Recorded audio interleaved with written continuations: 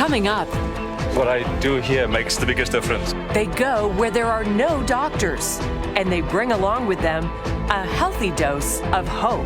That could be the difference between life and death.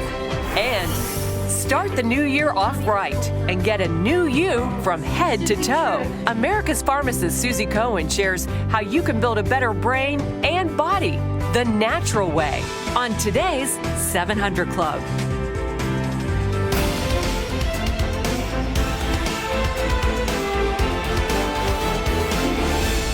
Hey, welcome, ladies and gentlemen, to this edition of the 700 Club. Some people are calling it World War Tweet, with President Trump responding to Kim Jong-un on Twitter, which is kind of silly, saying, "You've got a button, but I've got a bigger button than you do." It's more powerful. Yeah. But there was some good news from Korea today as well, as the North reopened its long-closed border hotline with the South. Dale Hurd brings us the story. Call it the battle of the nuclear buttons between President Trump and the leader of North Korea. But it's no joke. In his New Year's Day speech, North Korean dictator Kim Jong-un said, "The U.S. should know that the nuclear button is on my desk. The entire U.S. mainland is within our nuclear strike range." President Trump responded on Twitter, "Will someone from his depleted and food-starved regime please inform him that I too have a nuclear button, but it is a much bigger and more powerful one than his, and my button works." President Trump doesn't actually have a physical nuclear button. He has a bag containing what's called the nuclear football, but that didn't stop Trump from teasing Kim. Despite the nuclear threat in his New Year's Day speech, North Korean experts saw important symbolism in the color of Kim's gray suit, indicating the North was softening or wanted something. And sure enough, the North wants to send a delegation to the Winter Olympics in South Korea next month and open a cross-border hotline with South Korea. North Korea can talk with anyone they want, but the U.S. is not going to recognize it or acknowledge it until they agree to ban the nuclear weapons that they have. And while President Trump sounded open to the possibility of an inter-Korean dialogue, the former chairman of the Joint Chiefs offered an alarming assessment of the nuclear standoff. We're actually closer, in my view, to a nuclear war with North Korea and in that region than we've ever been. And I just don't see I don't see the opportunities to solve this diplomatically at this particular point. And at the same time, another rogue state seeking to become a nuclear power, Iran, is still being rocked by protests. Iranian state media aired footage of pro-government demonstrations in cities across the country after a week of protest over the country's poor economy that have left more than 20 dead. The UN must speak out. In the days ahead, we will be calling for an emergency session, both here in New York and at the Human Rights Council in Geneva. We must not be silent. The people of Iran are crying out for freedom. The president has several key domestic issues on his plate in this election year, but both North Korea and Iran could also become dominant concerns for the president and his team. Dale Hurd, CBN News. Well, I hate to differ with the distinguished former chairman of the Joint Chiefs, but I don't think we're going to have a nuclear war. I don't think that God Almighty is going to allow that to happen to this world.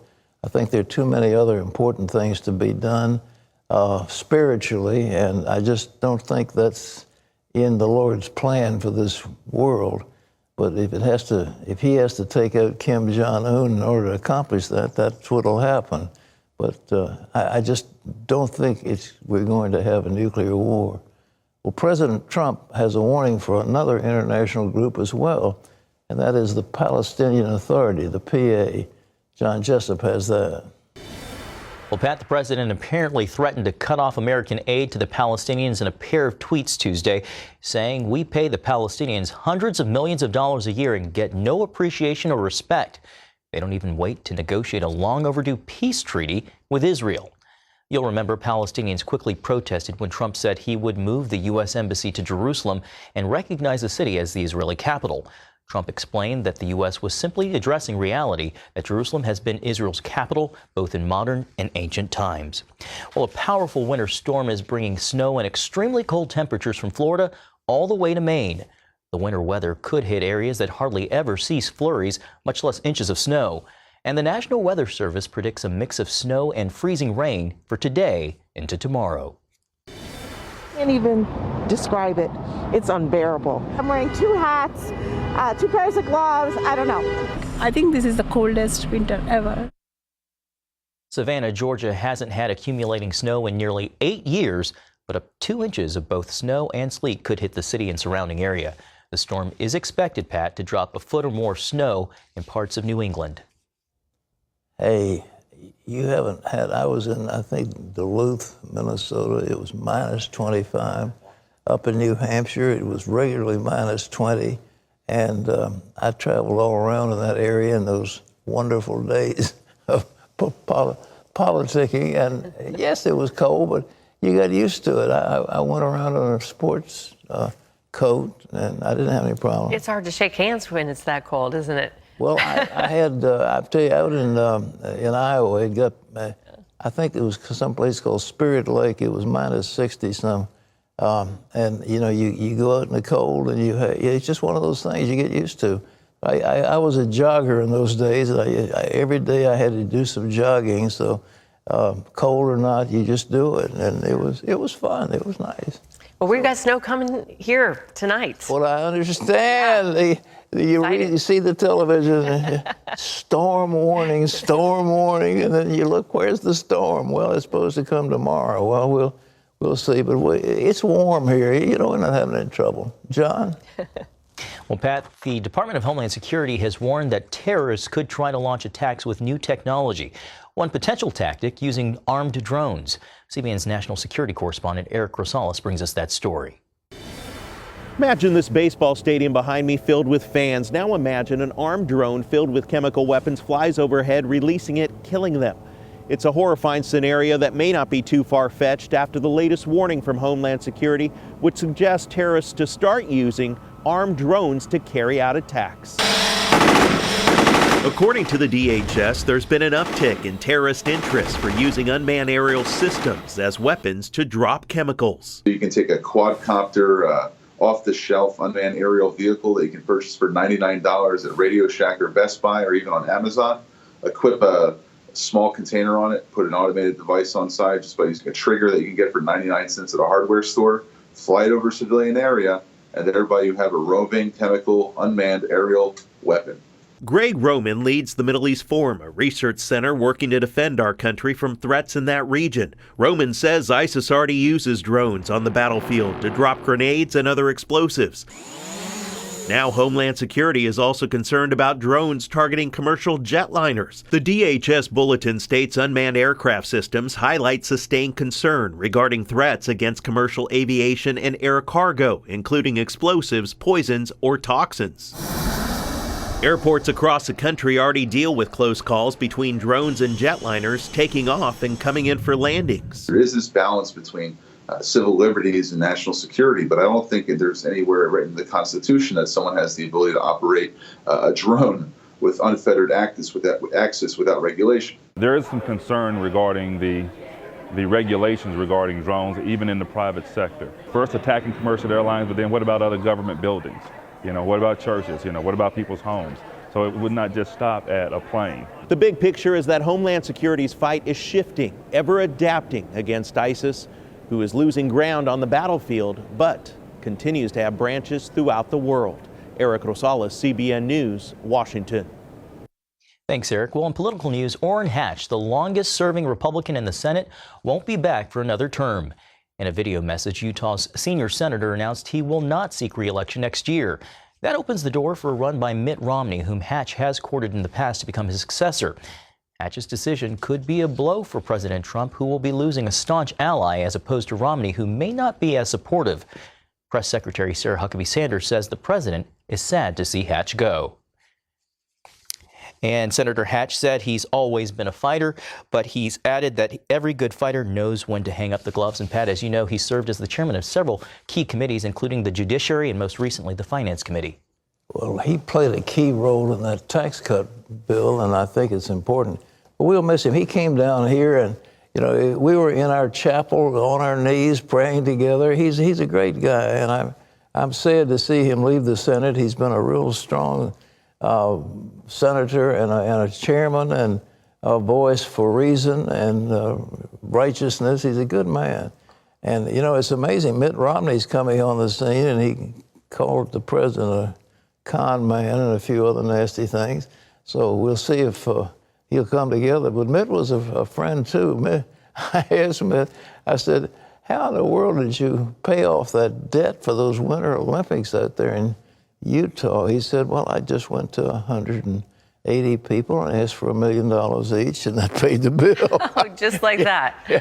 Wow. Mitt was a very brilliant businessman, and I don't know, he and Trump didn't exactly sit too well together, you know. How do you think he'd do in the Senate? Would he vote along party lines? Oh, sure he will. Of course he will. But, you know, he's I don't know, the people in Utah have got to decide what they want, but he certainly, I mean, he's a Mormon bishop. Did you know that? A bishop? He's the Bishop of New England, yeah. And so the people who are Mormon out in Utah will obviously support him. It'll be interesting, but anyhow, all I can say right now, I'm sad that Senator Hatch is leaving because he has been a good man and is a good friend. And I know the nation will be diminished because of his absence. John? Well, Pat, it's a new year, and after diving into holiday meals and treats, many people are making resolutions to lose weight, but most of them fail. Experts say one key reason is people try to lose too much too fast, rather than simply working at losing weight gradually over time. They say people need to form healthy habits so they can exercise regularly or at least stay active. And they add people need to avoid the types of sugary desserts they had during the holidays and cut out wrong things from their diets like processed foods, along with sugar and bad carbohydrates. Pat, all sound advice that I think we've heard right here before on this program. Over and over and over again, we've been singing off that tune, but the thing that people don't realize is you take a dose of antibiotics and you kill the gut flora. You take certain other medications, you kill the gut flora.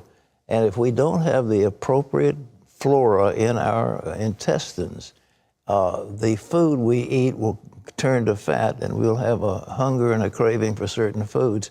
And those little bacteria, you know, you hear about probiotics and so forth. When you have them, you're a lot healthier. And just remember, a dose of antibiotics will kill those things for as much as a couple of years. So it's very important. That's Well, years. Wow. a couple of years. I mean, and you know, the thing about babies, they hit them with antibiotics on a regular basis. You know, the little child has got an infection, let's give him a dose of antibiotics. Well, you do that and it kills the intestinal flora, which weakens the immune system, which in turn leads to this overweight. So anyhow, that again is my gift to you on this program. Be aware of the stuff that doctors are going to give you on a regular basis. If you can possibly avoid it, avoid it. And if you have to take antibiotics, take those very powerful probiotics that have in the billions of units, and that'll. Do you know that? And yogurt, maybe. I don't know. Well, yogurt's okay, but you know. But those probiotics, yeah. The real powerful, they've got billions and billions of units, but you need to balance. If you have to take antibiotics, those probiotic pills are important, very important. Okay. Fantastic advice. Well, up next, it's a place where doctors are in very short supply and gardeners are being trained to be surgeons. But despite the obstacles, lives are being saved. There's also a lot of hope because the 33 babies that we have in this ward today would have had no chance a few years ago. CBN News takes you inside a neonatal ward in Malawi. That's next.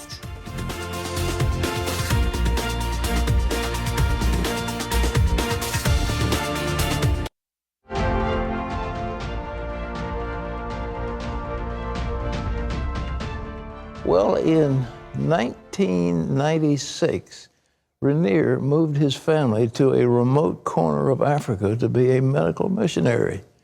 George Thomas traveled there for a look at what life is like for doctors trying to save lives and bring hope to a very difficult country known as Malawi.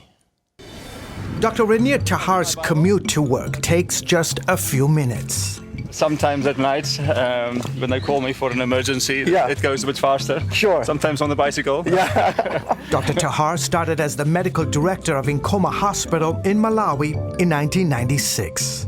So I've worked in the West, I've worked in Canada and in South Africa and in England.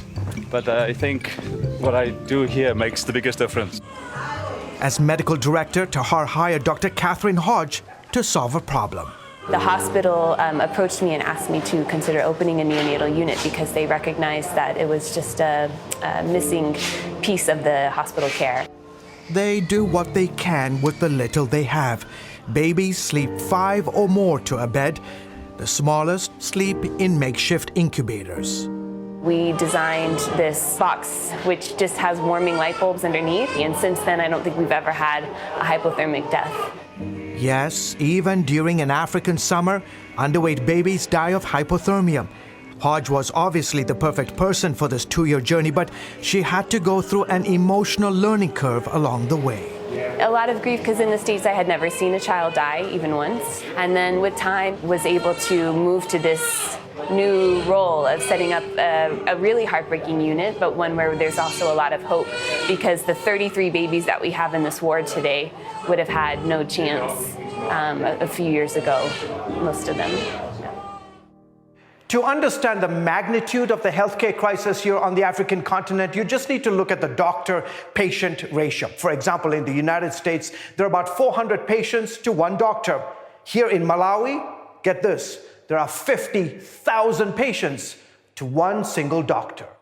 The focus at this teaching hospital is bringing up national doctors. Daniel Chimutu started out as Dr. Tahar's gardener. My dream is to become an orthopedic surgeon. They're also currently training 300 nurses at Nkoma. Olive Simbani finished nursing school a while ago. She's been at Nkoma for more than 30 years. You know, when you've got a child who is very sick at the beginning, and then in 2-3 days' time, you find that child smiling at you, coming to you, you know, that you feel good that you have done something nice.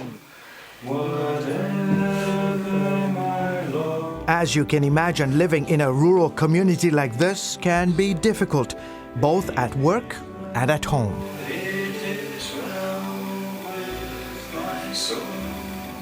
The electricity is probably the most common challenge we have. Also the water needs to be pumped from a river 5 kilometers from Nkoma. So one of the many goals at the hospital is to keep the people they train to stay in that rural, often frustrating setting. We hope that it's their Christian conviction that brings them here and makes them stay. We also try to give them a decent housing. Plans are currently underway to build a number of small apartments to offer more staff low-cost housing. You know, nursing is a passion. So if people have got that passion to work, and looking at how poor people here are, you can stay and you can still go on. So I feel this place is ideal for a Malawian woman. And it's ideal for doctors like Tahar, not for the salary or the luxury or the amenities, but for the necessity. The next town is 50 kilometers from here. In an emergency situation, that could be the difference between life and death. George Thomas, CBN News, Nkoma Hospital, Malawi. Thanks, George. What an amazing sacrifice those people make to go into a place like Malawi and offer their services, but 1 to 50,000, good grief.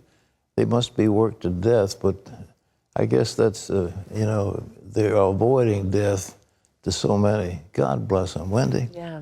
Well, Nkoma Hospital will be one of 8 Christian teaching hospitals to benefit from a new CBN initiative. CBN is partnering with Jewish philanthropists Erica and Mark Gerson and the African Mission Healthcare Foundation for this. We've launched a campaign to raise $1 million to fund 8 teaching hospitals in Africa, and they're matching up to $1 million. If you'd like to join this effort, you can find more at cbnnews.com. Well, still ahead, how you can make 2018 your body's best year yet. Suzy Cohen reveals how to build brain cells, ward off Alzheimer's, and get relief from arthritis. So don't go away.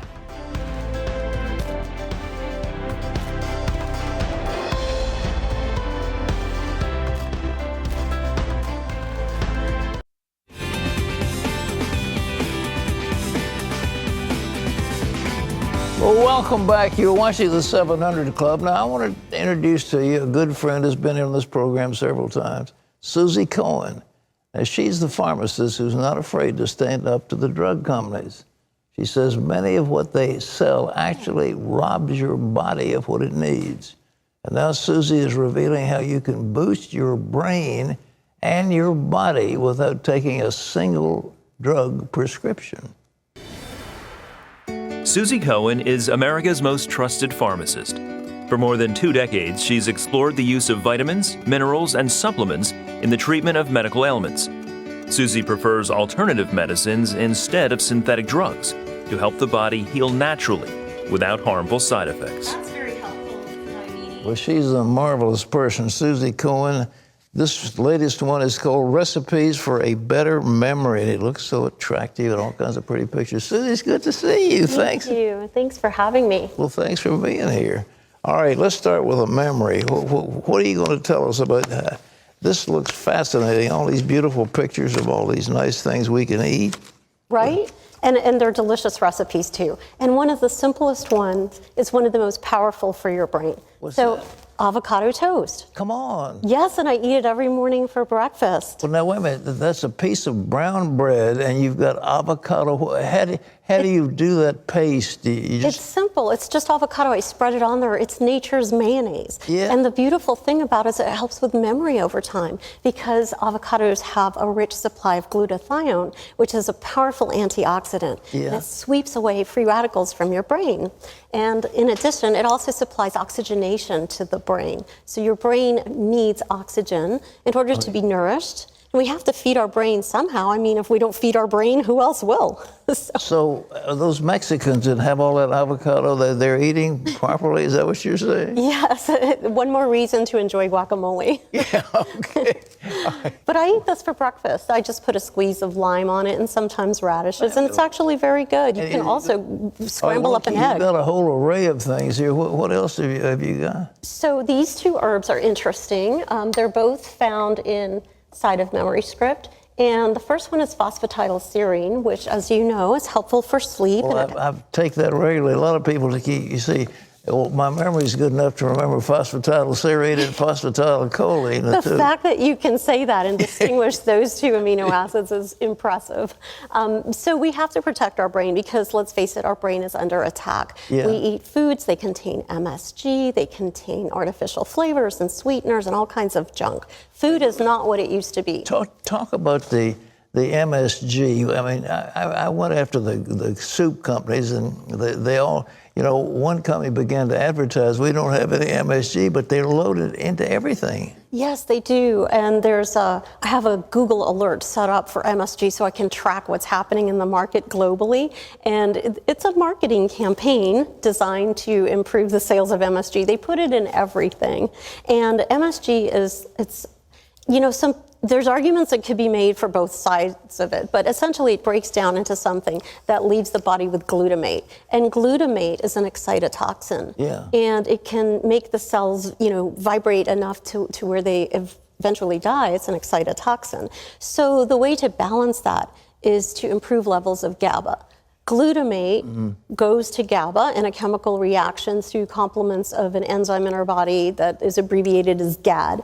I don't want to complicate things, but I want people to know that MSG doesn't hurt everyone. Some people do fine because they can, clear it of the body, but most people by and large do experience anxiety from it, and it can be a toxin to the brain and it can damage memory over time. And if you, do a quick search, you'll see all of that. Give me a couple of foods where you can find the MSG, where they. It's in everything, unfortunately. It's in everything. And then we have to deal with also free glutamate and foods that are rich in glutamate. For example, bone broth is a wonderful immunostimulant, but bone broth is high in natural free glutamate, which is not the same as MSG, but in the body it can act the same. And for people who've been suffering with anxiety or insomnia, this can be a real trigger for them. The glutamate comes from what? The free glutamate exists in certain foods, and then the MSG is different. It's an additive that food companies will add as a flavor enhancer to make it taste good. And so we have to protect the brain. So in short, things that we can do to improve the brain function will help. You also talked about these sweeteners, these artificial sweeteners. Now, how do they react? Same way. They can, tickle the brain in a bad way. Why and how? Because they're artificial. So they stick to the cells and they make the cells sick and they alter receptor sensitivity and all of that. And so it's our job, this year, as many people are looking at the resolutions, they want a new you, it's a new year, they want a new brain, and so, we're looking at ways to improve brain function and then antioxidants and energy. They cause fat. I mean, people actually get fat taking sweet and low in those artificial sweeteners. There are studies to suggest that, yes, it's so ironic that people who are using artificial sweeteners, for example, in diet soda, are still gaining weight. And the reason for that is because the body it's sort of tricked and it's not metabolizing that properly. And it doesn't process fat as well as it should, and it impacts other parts of our body, other hormones like cortisol. And so we really have to take care of what we put into our body. Otherwise, we can get into a situation of this discussion in this program talking about intestinal flora. Some of those artificial sweeteners actually kill the intestinal flora, don't they? Yes, they do. And so do medications. They can. It's like a drug mugger of our gut flora. And it's interesting. I heard you in the green room talking about antibiotics affecting the gut flora, but some of them can do much worse. And in fact, a lot of people don't know this about me, but I've had my share of dealing with health issues, not myself, but my loved one, my husband, and essentially he was poisoned by an antibiotic about 20 years ago. Poisoned? Yes. But what antibiotics was he taking? I'm not sure I should say. I want to continue to, it's not a good thing to talk about right now, but one day, when we can do another segment, I would devote a segment to that because this antibiotic is dispensed by the millions and it can harm the neurology of the brain. But the blessing out of that, and he's getting better, he's doing great. It was a temporary thing, it was an ongoing thing. It can cause permanent damage to the neurology, and some of it can be also reversible. So anyway, I don't want to alarm people. I just want people to know that not only do some antibiotics... An array of things in front of it. I don't want to miss them. It looks like that's a big pile of chocolate. What is that? Absolutely. So we're going to get to that. Talk about it. So back to the memory. So because a lot of people want a new brain, and again, we were under attack from antibiotics, from medications and artificial sweeteners and all that. So we have phosphatidylserine, which helps the cell membranes speak to each other. I take that regularly. Isn't it great? And then we have lion's mane. This is a medicinal mushroom. So lion's mane is a smart mushroom, and they name it lion's mane because on a tree it looks like a lion's mane. It's really cool. And I want to really talk about this for 1 second because it's a nootrope. And a nootrope is the new buzzword for 2018. A nootrope is a word that means, it's a buzzword now, that means that you can improve cognitive function and memory. And so lion's mane and phosphatidylserine help you do that. They help you build a better brain. And let's face it, we all crave intelligence. Well, indeed, we all want to feel a little smarter. All right. And then now, so this was DHA. These are just soft gels of DHA. That's from fish oil, isn't it? Yes, it is. Most people associate fish oil with their triglycerides and their cholesterol. However, DHA is fish oil for the brain. And so if we can just think about the brain, we always assume it's the brain cells that help us, but it's really the space between the brain cells, right? The cells don't touch each other. There's a synapse, which is the word for a space between the cells, and those neurotransmitters have to jump from one neuron to another.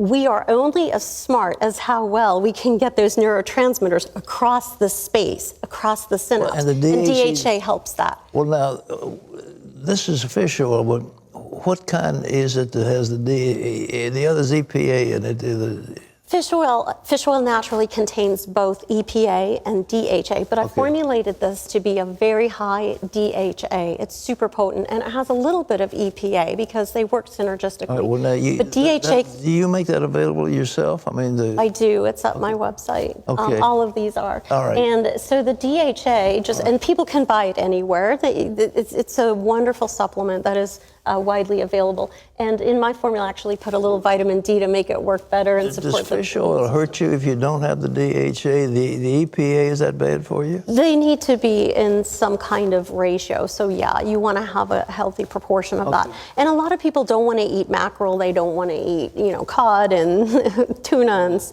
they're worried about heavy metals. DHA is fish oil for your brain, and it helps to improve focus and memory and attention. And this is sort of like a 1-2 punch. DHA with a memory formula. What is this big bottle here? So this is hydrogen peroxide. Oh, yeah. So people can buy this at pharmacies everywhere. It's an antiseptic, right? It's peroxide. We know to put that on wounds and cuts. But what people don't realize is we make that in our body. Our cells make peroxide, and peroxide can be an oxidant. It's a free radical. Too much can make us feel gray and gloomy, and I'll show you that on a graphic. All right. Okay, so here we go. So it's a process called peroxidation, and the H2O2 is hydrogen peroxide. We make that in our cells, and in excess, it's dangerous because it can leave us feeling gray and wrinkly, and it oxidizes, it rusts the body, right? So the only way to break that down is via catalase or glutathione, as you can see. Yeah. That will break the hydrogen peroxide, which is harmful, into something that's wonderful and incredible and life-sustaining, water and oxygen. And this happens in our body 1 trillion times a day. But as we age, our liver runs out of catalase. We get lower amounts of catalase. All right, so what do you do? If you'd like to supplement with catalase, what happens is it neutralizes that peroxide, turns it into water and oxygen. And here I can show you. I should leave that on here. This is hydrogen peroxide in a flask. And I'm going to pour it on the liver because I can't take my own liver out. Is that a liver? Yeah, I can't. And that's hydrogen peroxide? Oh my goodness. Yeah, and the bubbles you see are the oxygen being released. So the liver contains the catalase, and since I can't take mine out, I put, cow liver on the plate. And as you can see, when we pour peroxide, it gets neutralized into water and oxygen, and that's what you're seeing right there. So is that good or bad? It's good because from the graphic, what we're doing is we're taking that hydrogen peroxide and our liver, which contains catalase, which is an antioxidant, turns that peroxide into water and oxygen. Now, to the regular person, what does that mean?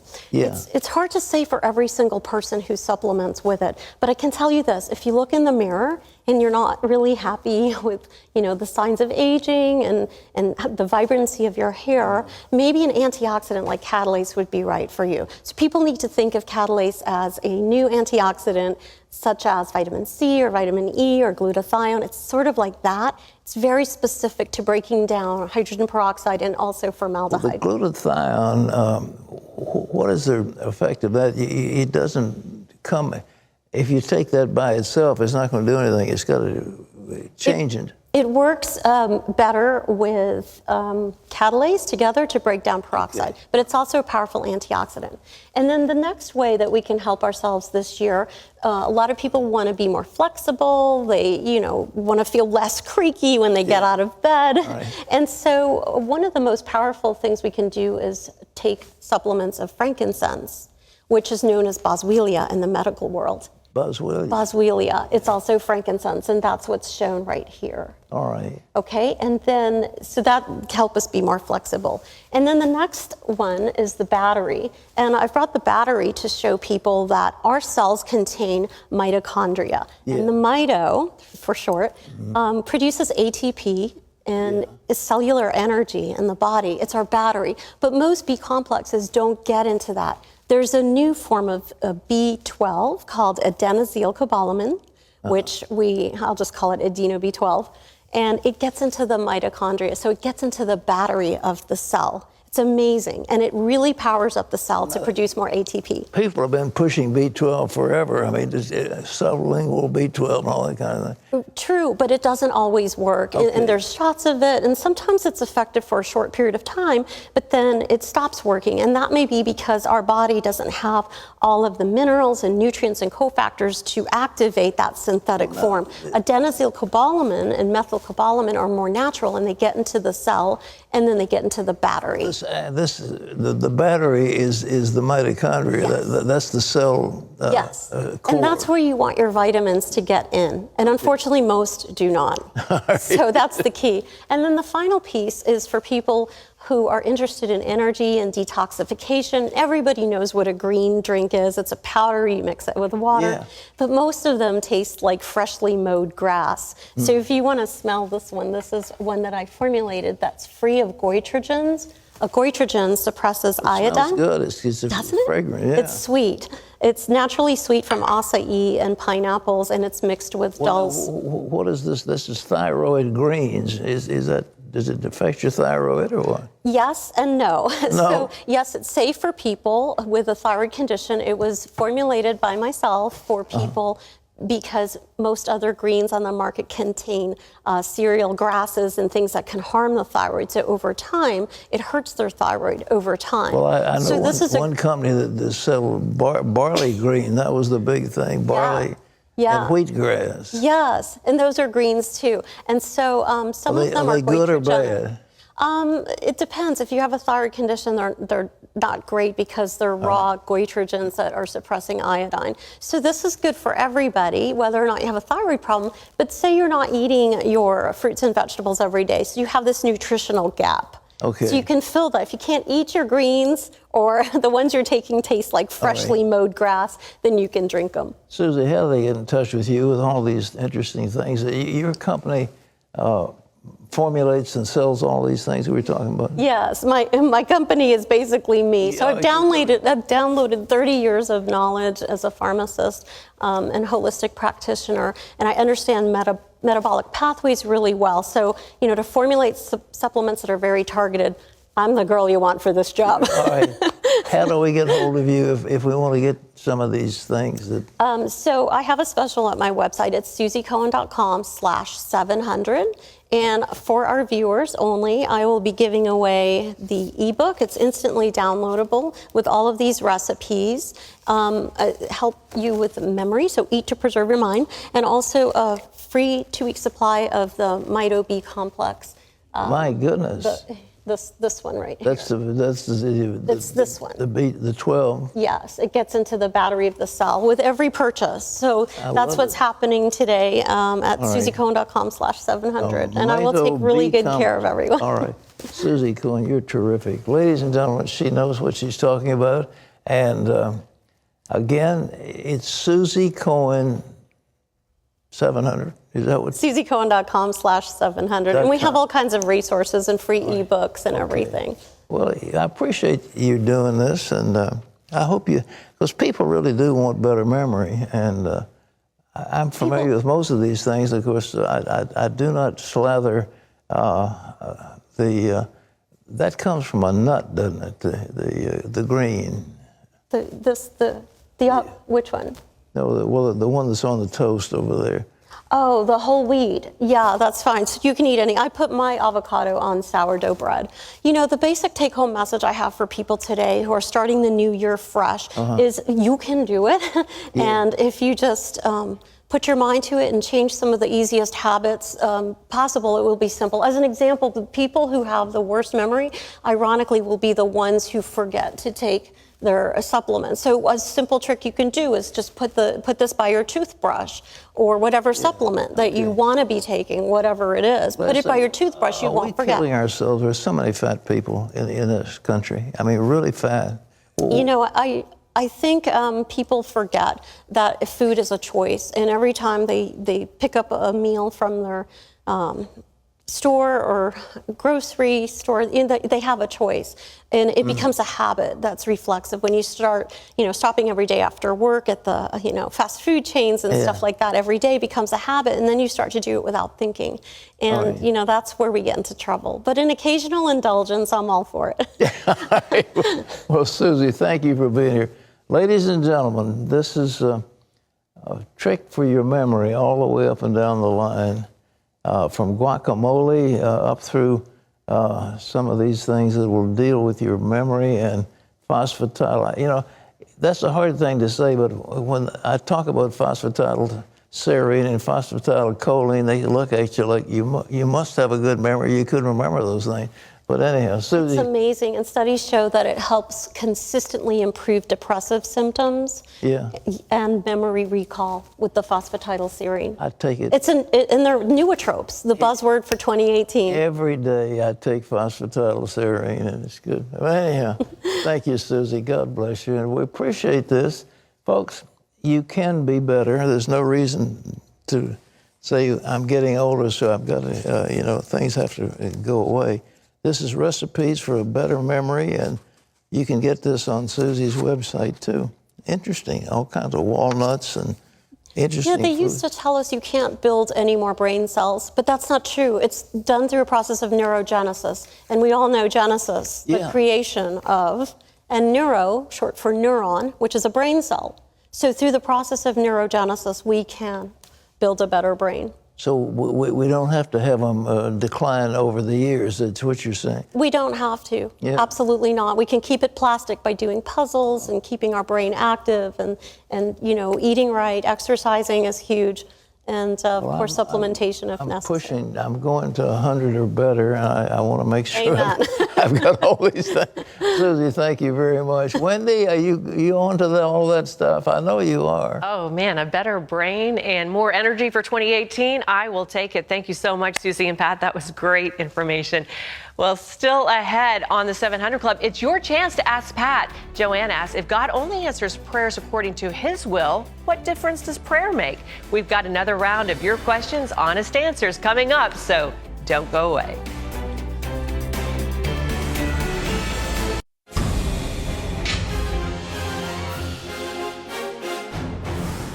Welcome back to Washington for this CBN News Break. FEMA, the Federal Emergency Management Agency, has reversed its policy and will now allow houses of worship to receive federal disaster relief funding. The old policy specifically excluded houses of worship like churches, synagogues, and mosques from getting the aid because of their religious nature. The change comes as a result of 2 lawsuits from 3 Texas churches and 2 Florida synagogues seeking disaster aid. Well, today on the CBN News online political show, Faith Nation, we're taking a look at what's in store for lawmakers here in Washington in 2018. One question many people have, what will happen with immigration reform? The Reverend Sammy Rodriguez will join Faith Nation to talk about that, as well as Pastor Paula White, who will discuss some of the biggest victories for Christians in 2017.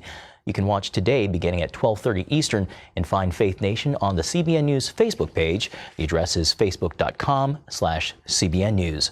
Well, you can always get the latest from CBN News by going to our website at cbnnews.com. Pat and Wendy will be back with more of the 700 Club right after this.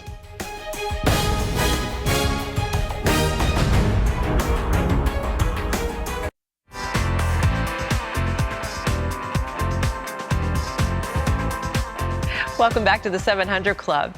Rainey is a huge fan of CBN Superbook. She likes it so much that she wanted to share it with her Muslim cousins and friends. So that's exactly what she did. 9-year-old Ronnie loved Superbook from the first time she saw it. She was especially touched when her Sunday school teacher showed the episode, He is Risen. When I saw Jesus get nailed to the cross, I knew he died because he loves us. I wanted my friends to know this too. Ronnie decided to have a Superbook party at her house. I asked her if she wanted to invite her Muslim friends to come to our house to watch the Superbook story. She said yes. She was so excited. I prepared the invitations and handed them out. Some of them came to my house to watch Superbook with me. At the end of the episode, some of Ronnie's Muslim cousins and friends had questions. When they saw Jesus being nailed to the cross, they asked, "Ronnie, who is that?" I said, "That's Jesus." Then they asked, "Who is Jesus?" I said, "Jesus is my God, the God I worship. He is kind and He loves us all." I was watching the children as they watched Superbook. At the end, Rani said, "Jesus died so our sins can be forgiven. If you believe in Jesus, He will save you from your sins." I think Rani is very brave. I'm so proud of her. Ronnie's friends and cousins wanted to see more episodes of Superbook, so she invited them to Sunday school. Now, 5 of them attend with her every week. I'm very happy that my friends come to church with me now. I want them to know more about Jesus and to love Him. I'm so thankful for Superbook. The latest Superbook DVD is now available. It's called Explorer 12. It features 2 episodes, Ruth and the Birth of John the Baptist, and is also chock full of extras. To get your copy, join the Superbook DVD Club. When you're a member, you'll be among the first in line to receive each episode as soon as they are released. Membership can be yours for a recurring gift of just $25. So give us a call at 1-800-700-7000, the number on your screen, or you can go to cbn.com and just join the Superbook DVD Club. Well, it is time now for your questions and some honest answers. All right. Joanne says, my husband and I were happily married for 37 years. Every single night I prayed to God, thanking Him for my husband and the life that we had together. I asked God to never take him from me, for I had hoped that we would grow old together. Then one day, out of nowhere, my husband was diagnosed with a terminal brain tumor. I was devastated, and I felt like my sincere prayer must not have meant anything to God. If God only answers prayers according to His will, what difference does prayer make? I think the thing we've got to remember about prayer, that prayer changes us. As we're praying, a lot of times it's us that needs to. You're not going to change God, you're going to change yourself. And, you know, you've had a tragic loss, but, you know, like it or not, people die. This last year, we've had any number of people who were dear friends who died. And, you know, death isn't the worst thing. I mean, death takes people to heaven if they know the Lord, and they're in paradise, in blessing. So you say, well, I prayed that God would keep that person. You don't know what's going to happen between the time you start praying and the time that loved one leaves this earth. You don't know what would happen. You see a young child and you think, well, isn't it tragic? You know, that child was hit by a car and died. Well, what would he or she have done in that interim period? Would they have forsaken the Lord? Would they have gotten in trouble? Would they have gone to prison? What would have happened? Well, God knows all those things. And what you do is trust the fact that He is benevolent. He knows what He's doing, okay? Amen. Well, David writes, the Bible says we are to love the sinner and hate the sin. Jesus sat with sinners and ate with them and delivered Mary Magdalene. I was watching a show and saw a segment about a cake baker who refused to make a cake for a gay couple. The host on the show said he felt the cake baker should love the sinner and walk like Jesus did and bake the cake. Your thoughts on this stance? All right. First of all, the Bible doesn't say what you said it said. To my knowledge, and I may be wrong, you can call me and say, no, it's found here. I don't know anything in the Bible that says you're supposed to love the sinner and hate the sin. It's not in the Bible. If it is, I don't know. You said the Bible says. I'm not familiar with any that appearing in the Bible. Yeah, I'm not either. So I think, first of all, you're wrong in your scripture. But secondly, and the question is, there's a cake baker. Now, he's a creative artist, and he makes these beautiful cakes. So this gay couple wants him to bake a cake. Now, what does the Bible have to say about the gay couple? Well, it says that nobody who is immoral, who's engaged in fornication, adultery, homosexual, or catamine will enter the kingdom of heaven.